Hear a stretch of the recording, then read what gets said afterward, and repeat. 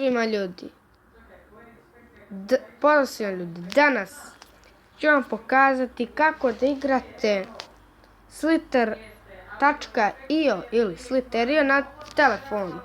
Ok, znači vi ste tamo neđe i kažete nemam kompjuter, laptop, ne mogu da igram Slither.io. Možete ljudi, ako imate telefon ili tablet, tako nešto, ovako. Uđete prvo na Google, da. Onda ukucate slither.io.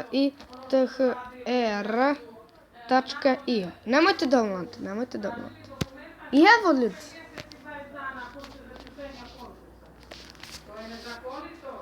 Pogledajte.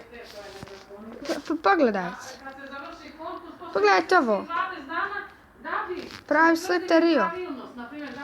Mislim, pravi Slither.io. Šta da vam kažem?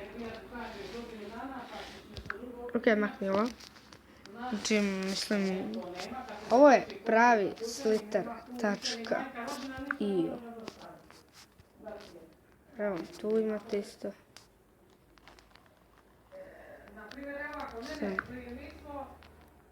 To je pravi. Zavisite. Znači, ne morate da instalirate, ne morate ništa, no evo vam odmah Slither.io. Ok, malo baguje. To, možda da je to Slither.io. Pravi je, brate, nemojte da mislite da je fake. To je pravi Slither.io. A ja ću ovako. I pogledajte. Mislim, pravi, brutalno. Pravi Slither.io. Veoma je čudno. Da. Veoma je čudno igrati. Ovako.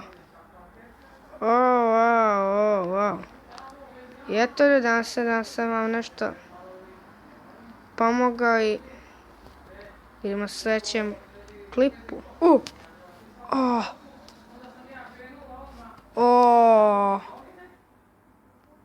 Ovaj me zarobio, gotov sam.